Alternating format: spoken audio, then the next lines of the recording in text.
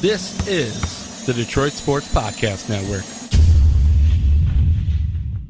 I was trying to get it how I live.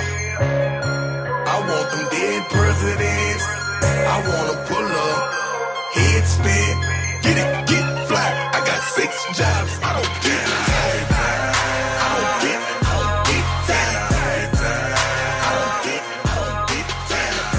Only time I get tired is when Kirk Gibson is doing a Detroit Tigers broadcast. There we go. And I was about to say, I've got 4 jobs, and I don't get tired. So there we go with that. It is episode number 5 of 2 Bad Hombres. I am your host, Vito J. Rome Churka, alongside my sidekick, the partner in crime that is the Doc from Doc and Jock, the Doc of the Detroit Sports Podcast Network, and all hail the Doc of the DSP Network. Doc, how is it going today?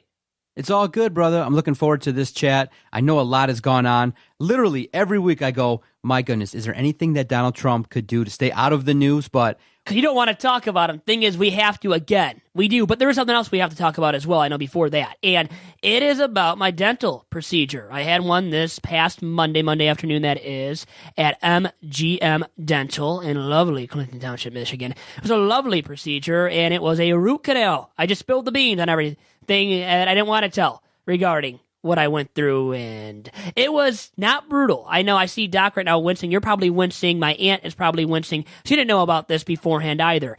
So everybody that's finding out for the first time about me having the root canal, don't feel too bad for me, because I have a pain tolerance. I have the pain tolerance of a superstar NBA player named LeBron James. So for me, it didn't bother me one bit. And I didn't get tired or hurt.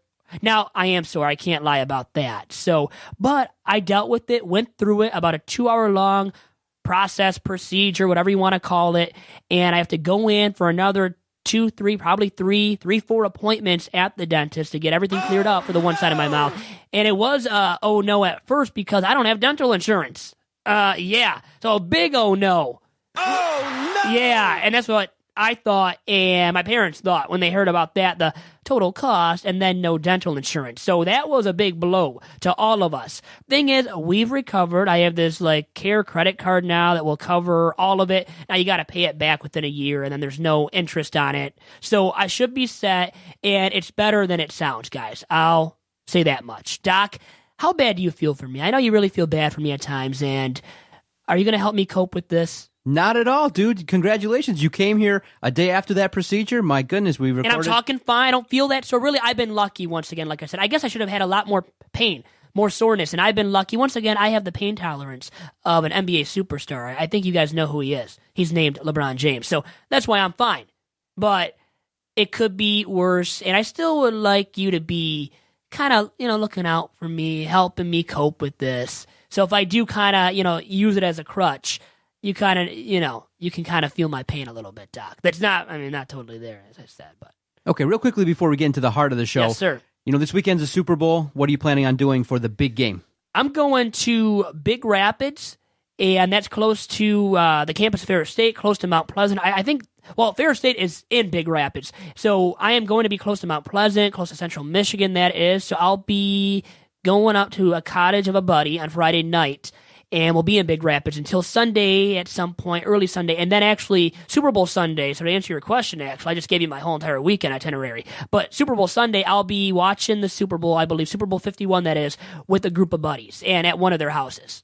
How about you, Doc? I haven't set plans yet. Earlier in the week, the brother-in-law messaged me. They want to go out. I'm not really into going out to watch the Super Bowl. I don't think I've ever done it. So like where debating, to a bar or something? A Sterling Heights location where they can just kind of hang out and have some drinks and some food and things like that. So I'm not really down for that. I'm not really feeling to go out to watch a Super Bowl. I'd like to have it at a house. You can kind of sit and be comfortable and things like that. So my plans are yet to be determined for this Super Bowl. But I'm interested. In years past, I've gone to parties. I've gone to people's houses. I've had a good time, but it's really hard because you always have the women there that sometimes don't know what's going on. You have the novice male football fan that doesn't really know what's going on.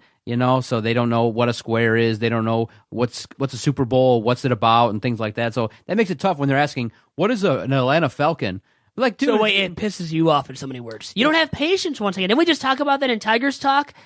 You're impatient. Is that fair to say that about you at times, Doc? No, I'm not impatient. It's just I want to be surrounded by hardcore sports fans that are going to tell me, how many yards per carry that the Atlanta Falcons are averaging and what they need to do to really get through and stop Tom Brady. I want to have those kind of talks or talk about, why Matthew Stafford stinks and can't get, and he ain't no way earn that contract. I think everybody knows that. Even your wife does now. How about Andrea watching the Super Bowl? Does she get into it? She's into it.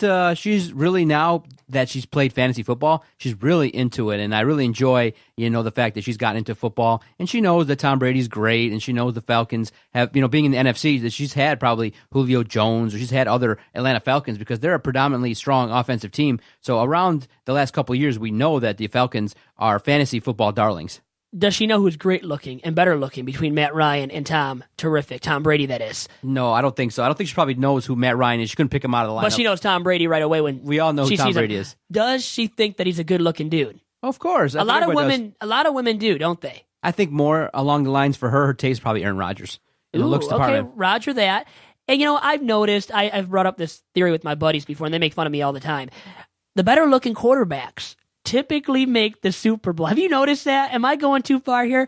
I think I am, but I like just saying it kind of to be a troll. You know how those guys are trolls on Twitter? Well, I'm being a troll to my buddies, and I have been in saying that. But I think there's a little bit of legitimacy and a lot of BS, though, too, regarding it. A lot more BS, Doc. Okay, so before we get to our potential guest, I'm looking forward to our first guest It on will the be Two the Bad first. Hombres. Yes, sir. You can follow us on Twitter at Two Bad Hombres. And 2 with the number 2, then Bad Hombres. That is true. Exactly. So Darren Rovell last week kind of got a bunch of journalists all up in arms, and he really hit home into a moral topic, a philosophical topic about success and how you might want to progress in a field like broadcasting, in a field like journalism. And to recap, for those who don't know the story, real quickly, Darren Rovell tweeted out about 10 days ago that, if you want to get into the broadcast field quickly, then you need to offer your services up for free. You need to go out there and maybe hustle a little bit. And many people gravitated toward the word free. And it set off a firestorm.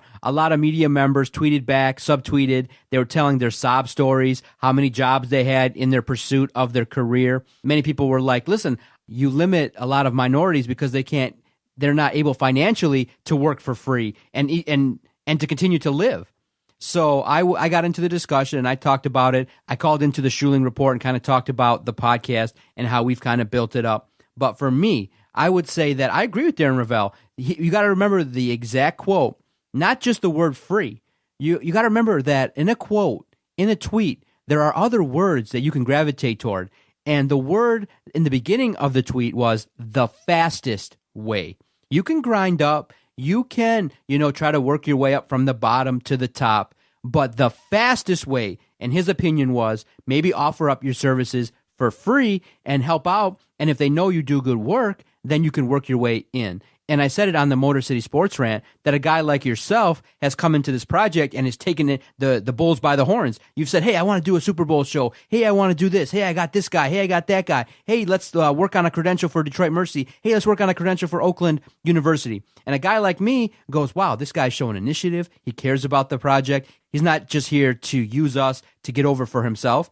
But how much have I paid you? Have I paid you our yearly salary? I was going to say this. No, you haven't. And can you keep stroking my ego, by the way? And how much do I have to pay, you for stroking my ego there? But it hasn't been in compensation financially, but you've done other stuff for me. Largely. You have. But honestly, I'm making peanuts everywhere, including for this organization called the Detroit Sports Podcast Network. I don't know if you've heard about it. But no, Doc has been very good giving to me, helping me contribute to this avenue, that avenue. And we've gotten credentials and more and more is coming up. We know that much. So, but you have to start off for free at times because, like, right out of college, you might not get a job that's very high paying. People have to put that into their head and not just say to themselves, oh, I'm done. If I don't get this amount of money, like $40K a year right off the bat, then I'm done. Well, for me, I would have been done a long time ago. I'm not making $40K a year. I'm not going to lie about it here.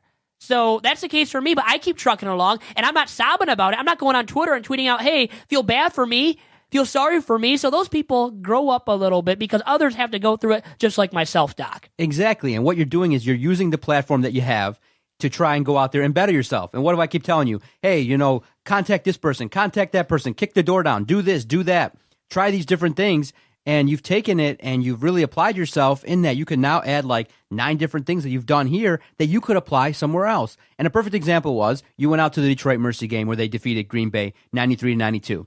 Okay, and I said, hey, listen, shoot me an article and get it done by like 5:30. Why did I say that? I didn't say that because I desperately need content for the website. I said it because it's good practice for you to get in the mindset of not just being at the game, not just shooting off questions, but to get your mind in order, to get practice, because I know you're going to be someday a beat reporter, and I know you're going to have experiences that you've used here at the Detroit Sports Podcast Network to go out there and do your job. And so then when I call upon you, you'll be available to be a prime guest to get me some scoops and some information. And that's so you how it want works. something out of me too. I give something to you, you get something out of me. And that is fair. That's how a lot of things No are doubt in about life, it. right? No doubt about it. It is. When you're a beat reporter for the Tigers in 5 years and I'm still here doing the podcast, I'm going to be like, hey, Vito, what's the scoop on, what's the scoop on McCann? Is he still going to be the manager? Are they going to fire him? What's the scoop on this and that guy? So it's going to be one of those things where, of course, I feel like all you guys that are working their way up, and if you get big jobs, you better be able to be available. Or I'm going to be like, hey, I have all the unedited stuff that you did here, and I'm going to throw it out there. Yeah, you could really damage my career too, my reputation, that is.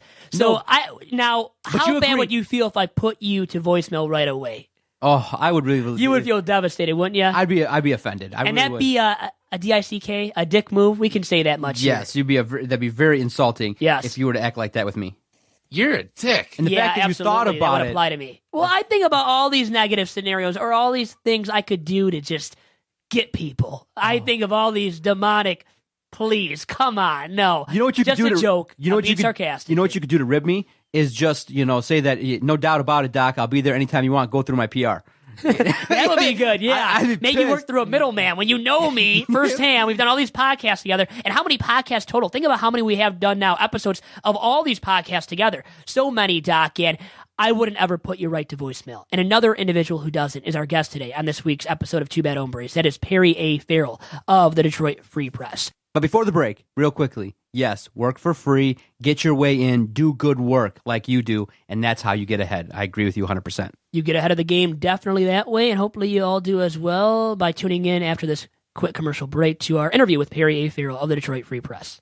Doc here for the Detroit Sports Podcast Network. Thank you for your continued support and allowing us to keep the studio lights on, the microphones hot here at the Detroit Sports Podcast Network. If you like what you're listening to, you like the variety of podcasts that you hear, definitely check out our website, DetroitSportsPodcast.com. That's the easiest way to support us. You get all the news from the network. You can check out the work from Vito, myself, all the guys that are putting out great content almost each and every day. And hey, if you're prone to shop online, click through that Amazon banner, go about your business, shop, and then when you're on that Amazon page, just bookmark it. Anytime at all that you make an online purchase, it kicks us back a little something and helps us keep this project going. We've been going strong since 2013, and that's been largely due to the support of our supporters, and we greatly appreciate it. DetroitSportsPodcast.com.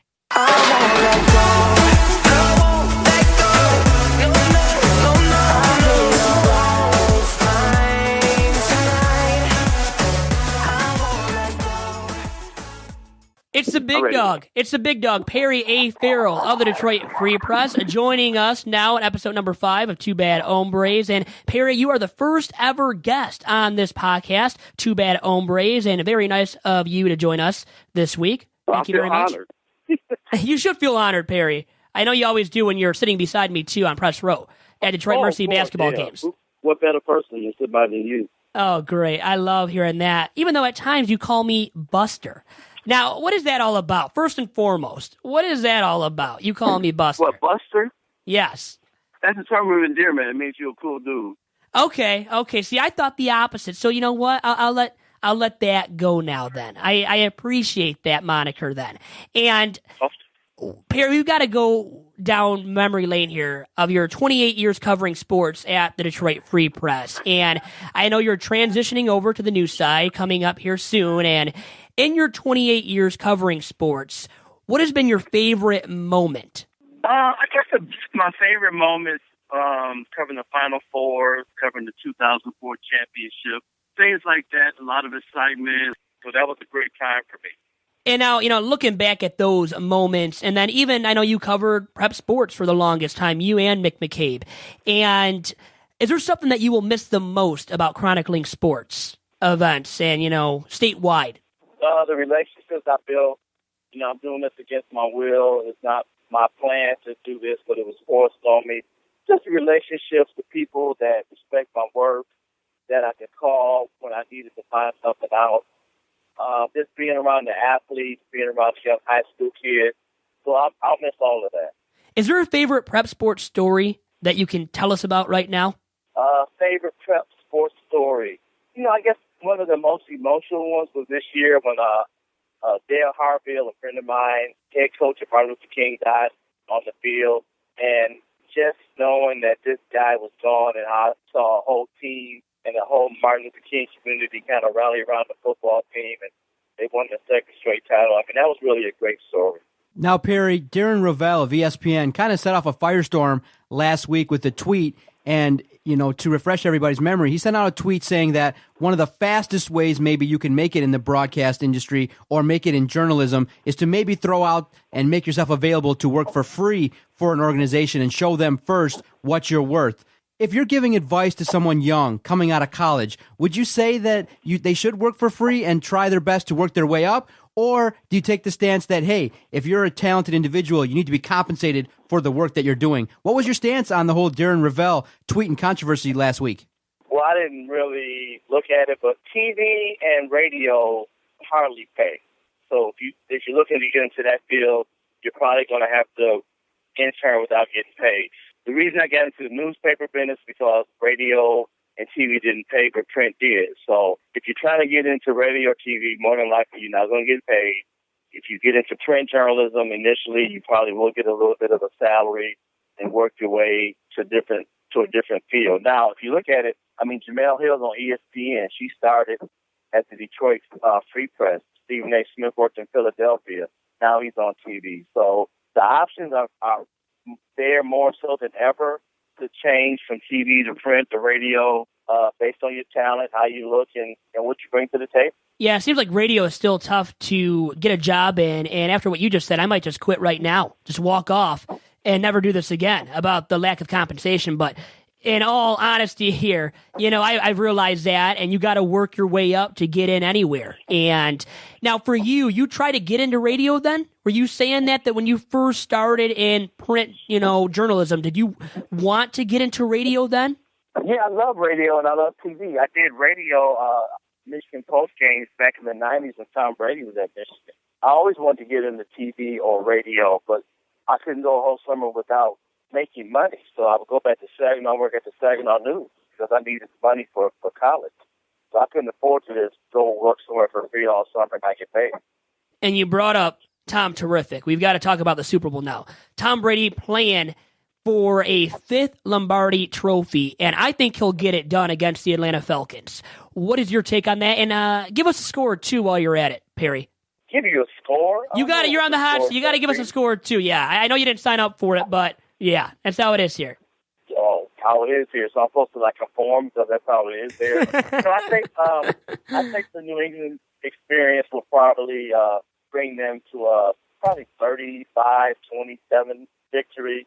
I just think with Brady's experience, you've given Belichick 2 weeks to get ready for Atlanta, and he probably is one of the greatest coaches to ever coach football.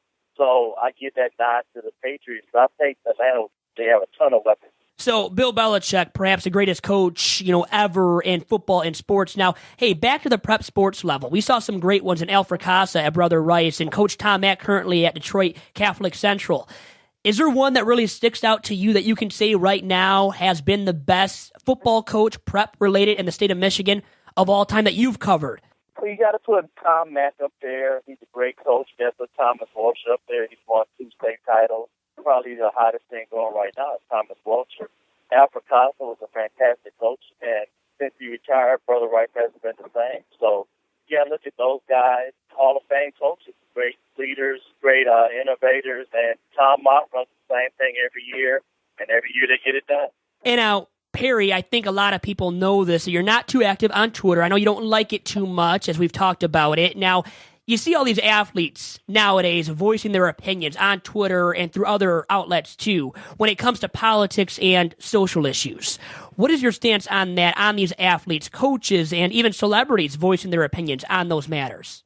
Well, that's fine because during the Michael Jordan era, they hardly ever said anything. But I think Twitter and Facebook have ruined society because it makes heroes out of cowards who wouldn't necessarily say something to your face. But I commend athletes for protesting against Trump, for coming out and making statements, because at least it shows they care. So now I want to look forward here to you're transitioning to the new side at the Detroit Free Press. What are you looking forward to the most when it comes to that transition that you are making to the new side? I don't even know what I'm walking into, so I'm not looking forward to anything. I can retire in 2 years and 11 months. I guess I'm looking forward to that. I don't really appreciate my career being yanked from me, but it's what I've been dealt, so I have to deal with it. I'll go to work every day. I'll work hard. When it's time to go home, I'll go home. But I'll miss covering sports. And I think after 28 years at the Free Press, 34 years total, right, sports, and I'd have a say-so in my future. Well, I know you're teaching at a few schools now, too, and I wish you the best of luck with that. And, really quick, what would you say you offer to the classroom when it comes to teaching journalism? What would you say is the best attribute that you can bring to the classroom and that you do? Experience. I want these kids to be able to write a story that you could publish in the newspaper. And I've been doing that since I was 23 years old. So that's what I bring to the table, how to put a story together. And guess what? I'm 23 right now. Does that make you feel old at all, Perry, when I say that? I am only 23. I'm turning 24. I can hang up at any time. Vito. Well, Perry, with that, thank you very much for all the time. Best of luck to you and your new duties at the Detroit Free Press. And we'll be in touch again soon. I know that much as well. And enjoy the Super Bowl, too. And back here on episode number 5 of Two Bad Hombres, and we just had a nice interview with Perry A. Farrell of the Detroit Free Press, who has worked 28 years covering sports at the Free Press and now is transitioning to the news side. I think to doing some breaking news stories inside the warm confines of the Detroit Free Press headquarters in downtown Detroit, where I also work once in a while, I guess, once or twice a week. And interesting stuff he had to say about his experiences and now his transition over to the news side. Now, we have some other interesting stuff to talk about as well. Doc wanted to interject, though, really quick. And Doc? Vito, it was interesting that in any walk of life when you work, there are going to be some transitions. And it's really interesting that Perry's is a little bit forced, but he's got a great career in sports. He's done a lot of things. But when it came to the Darren Rovell tweet and things like that, it just goes to show you that, hey, there is a thought about making money. And potentially we missed out on a TV radio personality because of the struggles that Perry had maybe early on trying to make money at the same time. And he just realized that, hey, he settled in and he became a journalist and a fine journalist at that. But it is one of those things where he did bring up the point that a lot of people make is that when money situations are introduced, you may be not allowing others to maybe get into the field that might have talent based on the money. But that is life. And that is the part that people also have to realize when they hear this is that life sometimes isn't fair. Everybody's different. It's not like everybody is equal. And that's part of the situation that I think is really tough is that I grew up one way, you grew up another way, somebody else, look at what's going to go on now. Ross from the Chicago Cubs. He has no experience being an analyst. He's got experience being a Major League Baseball player and a successful one. But what's going to happen is, boom, he's going to come out, retire, and he's going to take a job in the media. And so is that fair? Maybe to a guy like you who's really working his way up and trying to do some things? No. But it's always going to happen. Yeah, that is true. That's the thing that I think people need to realize. You have to have grit. You have to overcome those challenges. And you can't just say, hey, it's not fair and we should have an equal playing field. It's just not. There are people born with millions and millions of dollars, and there's other people that aren't.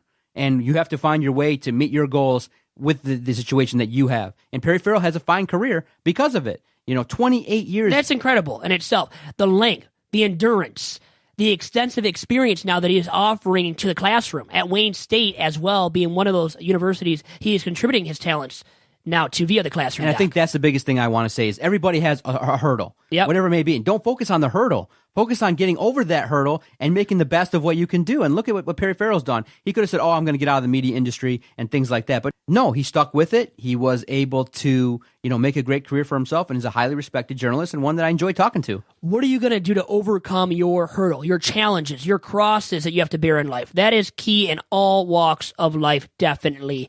And even, in the workforce, as you said, with these up-and-coming journalists, radio personalities, broadcasters such as me, we just got to keep trucking along. And you gotta take the good with the bad and kind of take a loss maybe at times financially speaking.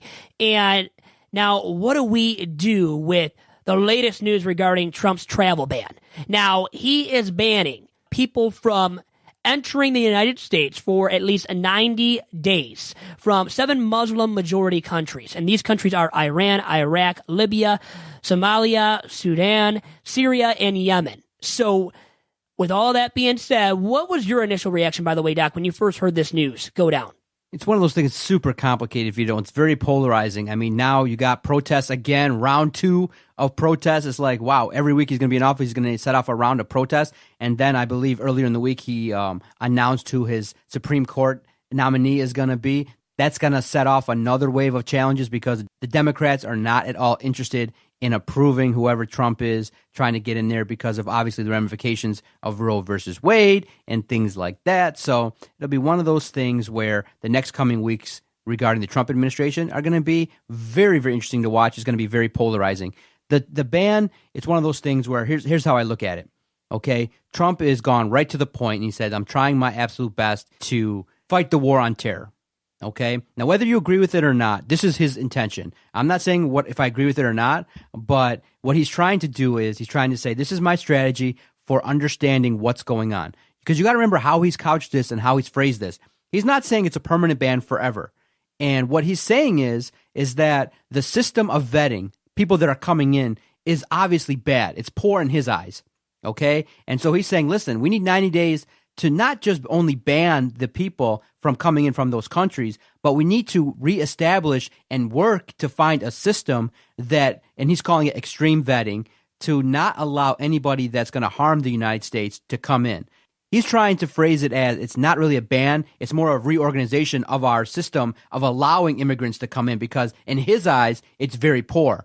And so he's taking a 90-day break to come up with a system that in place where the people that sign up will have an opportunity to, present their facts and present their story to allow themselves to come in. And with the refugees, it's one of those things where, Donald Trump, his mantra is America first. And when you start allowing countries to have refugees, where does it end?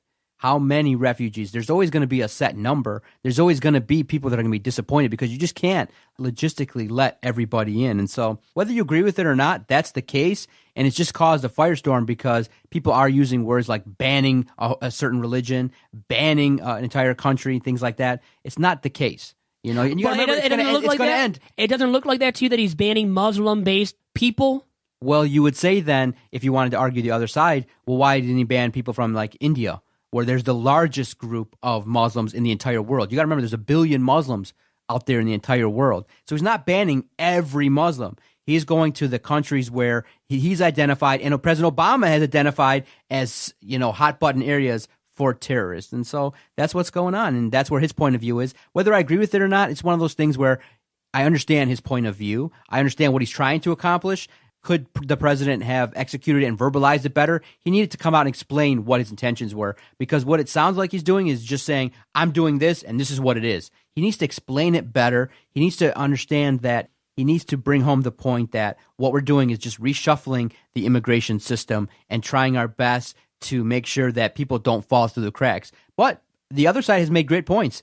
The majority of the single incidents that have occurred that have resulted in acts have been homegrown people that are from here. There haven't been too many individuals that have caused chaos that have been from these countries. Well, to follow up on that, Doc, specifically, no foreign-born citizens from any of those countries have been involved in terrorist attacks on United States soil since 2001. And even the 9/11 terrorist attacks on the Twin Towers and everything, you know what?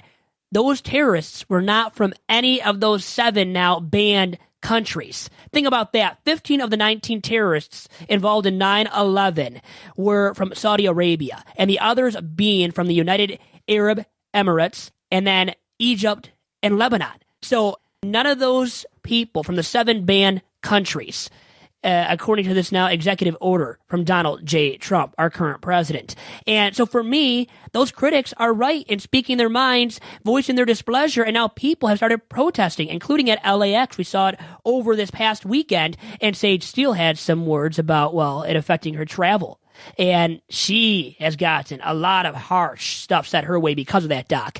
And, the other thing is, though, is that it maybe isn't intended to be ban on the Muslim people of the Muslim faith, but it surely looks that way. And like you said, he should have come out and done something to specifically discuss his intentions, based on this executive order. He didn't really make it clear what they really are. And now it looks like abandon all people of the Muslim religion, which can't be. You can't have that. You can't be persecuted for your religion. People of all religions are accepted in the US of A. Our country is founded upon that. That's the First Amendment, the freedom of religion and all that. So it looks like he's banning people because they are of the Muslim faith, and that's wrong. And it's not constitutional at all, Doc. Now, let me preface this by saying, and let's keep it real, okay? Not all Muslims are terrorists. Not at all. The Muslim religion is a very peaceful religion. It's a beautiful religion. I'm a guy that studies religion, all different kinds, and I've come to respect and cherish all religions. But the terrorists that are extremists are of the Muslim faith. They've taken the religion, they've twisted it in a way that's been very dangerous to mankind. Unfortunately, you cannot separate yourself from that fact, is that you can't just say, well, there's a group of Muslims that are peaceful and there's a group that aren't. It's still Muslim individuals, but they've taken it and extremely radicalized it to the point where they want to convert people and want to really enforce violently their beliefs. And so, unfortunately, you cannot separate that. And the other factor that we have to take into account is we cannot discount the fact that they are radical Islamic terrorists. That's what Donald Trump has decided to classify it as. That's what he's targeting, and he's not separating that point. Isn't that wrong? Now, people naturally will discriminate against now some Muslim-based people because of the fact that there are radical Islamic people out there that have caused these terrorist attacks. Thing is, though, there are exceptions to every single rule, to every single faith base, a sect of religion, and people that belong to that specific sect of religion. There are bad Christians in this country and all around the world that do some criminal acts, some horrible, evil, demonic acts, and they should be punished, those people, and those radical Islam should be dealt with and punished severely and put away for life. Thing is, not everybody in that religious sect of that faith is of the radical Islamic belief or capable of causing mass destruction to innocent human beings all across this nation and the world. So I think you gotta specifically pinpoint that there is a difference, because then you start bringing in all, there are problems with every single race. And unless you distinguish who you're specifically targeting, then you got a problem. Because for me right now, it just looks like he's discriminating against those people from the Muslim religion, which is not good, because there are good Muslim people out there. See, what you're saying is it appears that way, but that's not the case. That would be. But because he's the president, and like I said, people will naturally think a negative way towards Muslim people, and that's wrong in itself. But now the president is discriminating people based upon their Muslim faith, no matter if they're evil or good people, and that's where the problem stems. It starts with the president, Donald J. Trump, and I know the intention in the back of his head, what he wants to accomplish with this, but is he truly going to get what he wants out of this without causing severe harm to those people of that religion, and to people of this nation that want equality for people of all religion, for people of all walks of life? No, and that's why it leads to protesting like we saw over the weekend at LAX. Well, that's my point. See, if I was Donald Trump, I would explain it better. Literally, you just say, listen, the world changed on 9/11. The world prior, yes, you could agree that, hey, this is America, we let everybody in. But unfortunately, there's a sector of the population in the world that is against the United States, and his job is to fight terrorism, okay? And remember that the terrorist fight is not a traditional fight, okay? And he's got to reiterate that. He's got to go up there and remind people that they came on our soil and they're not fighting fair. They're not fighting in a way that's traditional according to sovereign rules. Because I took classes in college that talked about the official rules of war, the official rules that you have to follow. But in essence, what's going on is when you're fighting terrorists, they're not fighting by any rules. They don't care about, treaties. They don't care about conventions and things that come about it. They care about one singular thing, and that's causing terror. And so the United States and Donald Trump is saying, listen, if you guys want to go with these old traditional models of looking at it, then we're going to be defeated, and you're going to see a growth in ISIS like you saw in the previous administration. And but isn't he getting them fired up to the point where they want to join ISIS and fight against us and defeat Trump and the ugly White House administration in place that is of that privilege, white privilege perhaps, or just higher privilege? And don't you think that could lead to that, though, Doc? All of his rhetoric and now this executive order? Vito, you can't administrate and run your policies based upon a group of terrorists. If this group is more angry, his thinking is despite that, if that's the case, fine. My opinion is I don't want to have anything happen here in the United States. If it happens outside, we will address it in a way through our military force. But what we're trying to do is not allow radicalization to spread. And so I do believe if ISIS does become a little bit more out of control, then they'll handle it with the military. And so I believe they just want to limit radicalization here and limiting rhetoric where they've heard that, one of their plans may be to infiltrate the lax immigration system. And so they just want to cut that off. And so I just think that he wants to improve the immigration system so that this is what the standard is and improve the standard. And so I think if you remove all those other narratives of saying he wants to ban Muslims, he's doing this, he's anti-American, remember, it's only for 90 days and it will end. It's not going to be a permanent policy. And what he should have emphasized is we are improving the immigration system, period, across the board, so that I can rest at night knowing that Americans are safe. And when you phrase it like that, I don't know how you can find too much blame in it. And you couldn't, but really quick, my point, the entirety of this discussion is that people from other religions kill people too. Christians are evil and kill people too. Everybody has that power to kill somebody, and there are evil people from all walks of life. So him doing this... But as organized as ISIS? Well, that's a good point. Thing is, though, I'm just saying, is he really preventing ISIS from striking again? I don't know if he is. With, once again, the countries that he's banned, those people that have come here from those countries haven't caused any terrorist acts on U.S. soil. I'm just saying that right now. He should ban Scientology. Well, the Church of Scientology, those people are messed up. Now, that's a religion that is messed up. We can validly say that. And we've seen now the Leah Remini show on A&E. What a good show about the Church of Scientology and exposing all of its flaws. Yeah, we're going to have to disconnect you from this project, Vito. Right? That could happen in that inner circle of the Church of Scientology. Now, my last point about Trump's ban is that people who have green cards have not been allowed to cross back into the U.S. of A. Now, that is a problem in itself right there. That through this executive order, it has gone that far.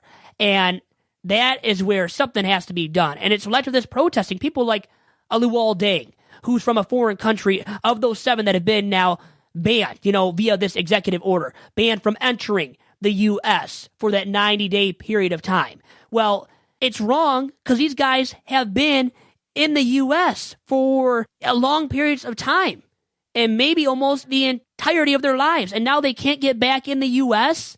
because of this executive order, even though they hold those green cards. Isn't that a problem, though, Doc? To sum all this up, isn't that a problem right there?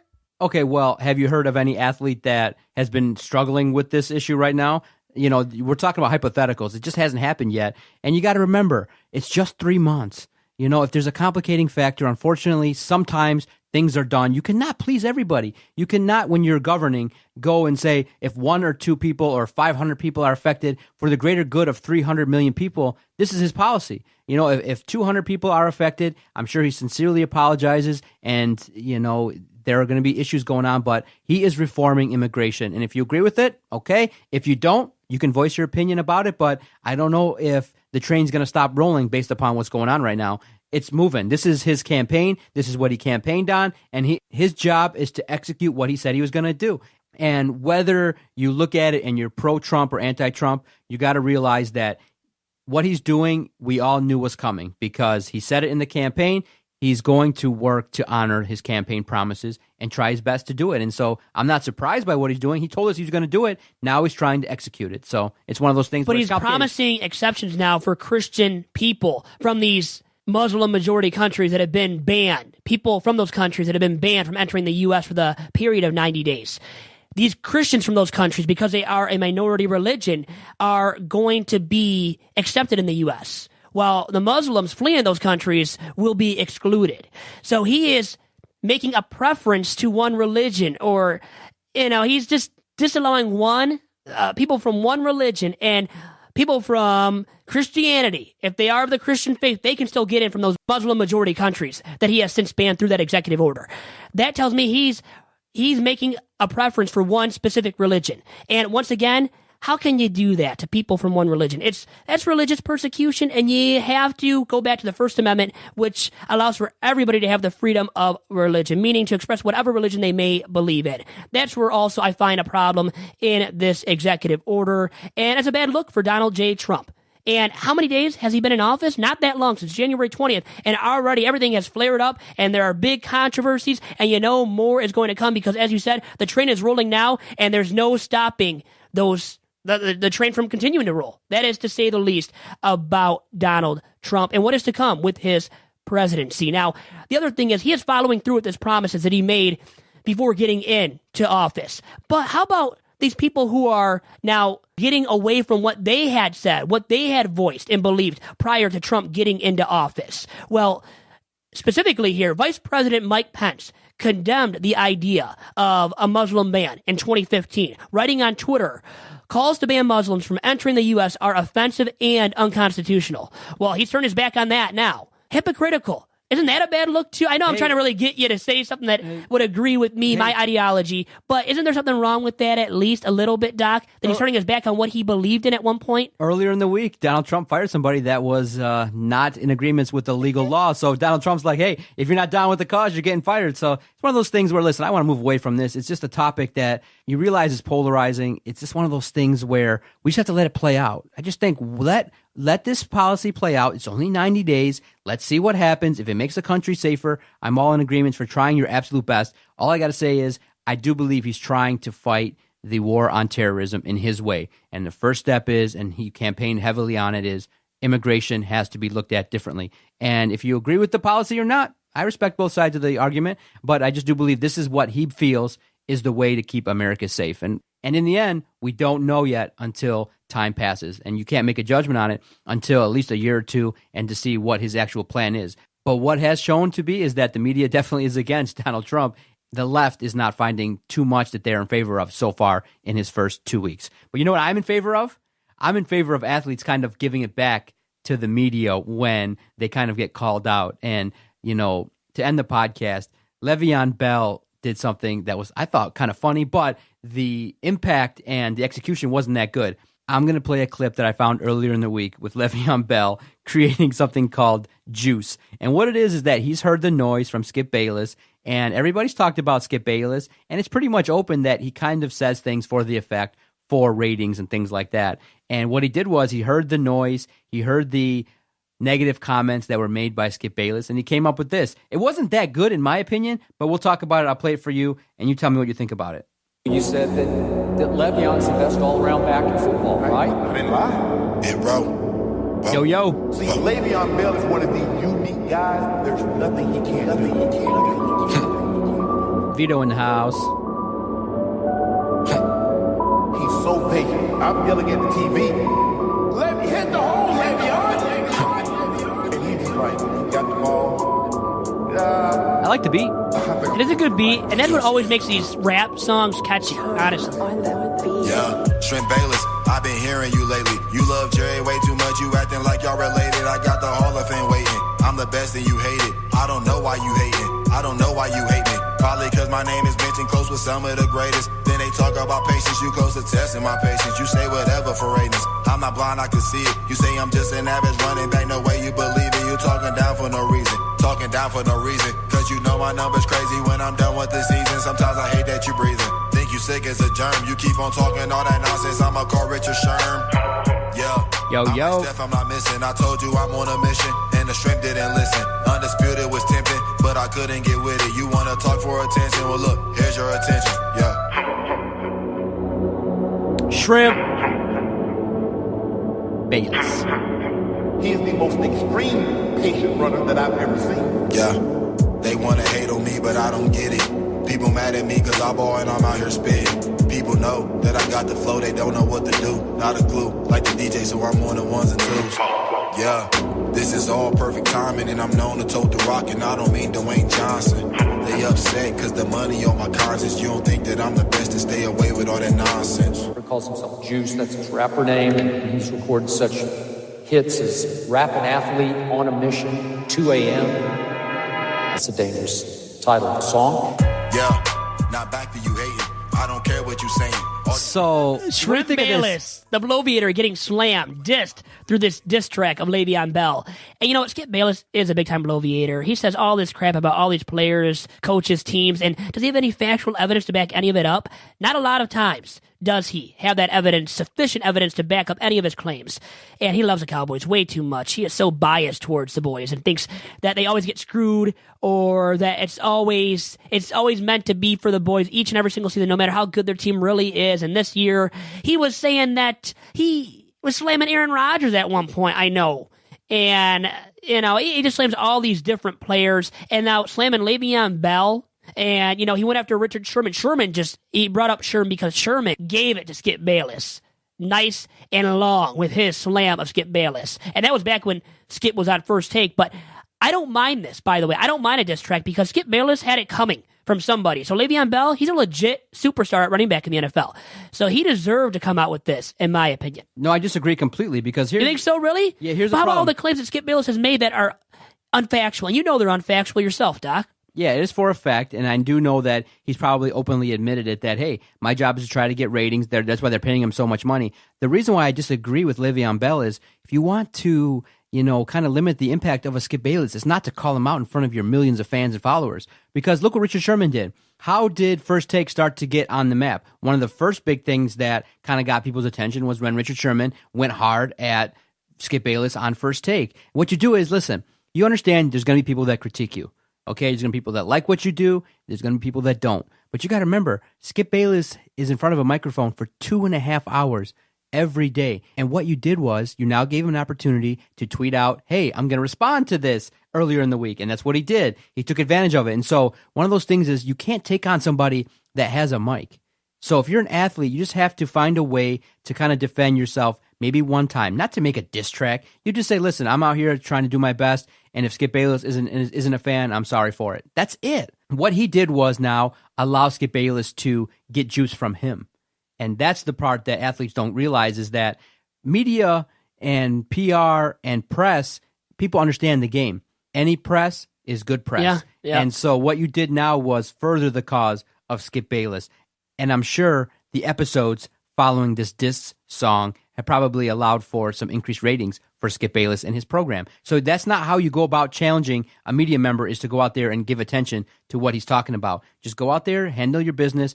And Le'Veon Bell has more to worry about. He has to worry about staying on the field for an entire season because dude's been coming off of seasons where he's only playing 12 games because of his off-the-field issues. He likes that Mary Jane, doesn't he?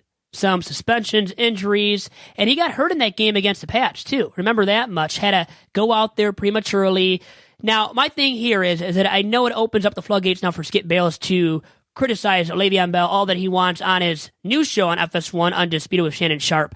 Thing is, athletes have a voice. They're empowered by their voices and should be. They should show off what they're thinking. And when a guy goes at you as hard as Skip Bayless has throughout Le'Veon Bell's career, Le'Veon Bell has every right to retaliate and attack Skip Bayless. That's my final take here. Or if you want to go on a diss tape, just charge 99 cents.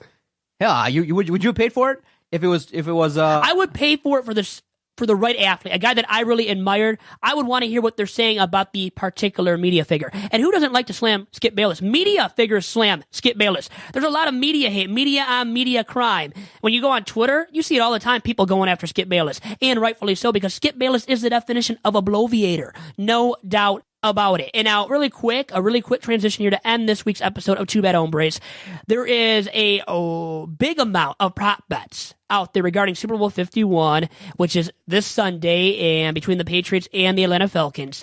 And one of them that I've really taken a liking for, and it's not one that I know the specifics of in Vegas, but I know one of the prop bets is how many times will they reference the relationship between Robert Kraft, Brady, and then Roger Goodell, the NFL commissioner? What should we set the over-under on ourselves here? I know 5. Vegas has something, but what should we? 5. 5 is fair.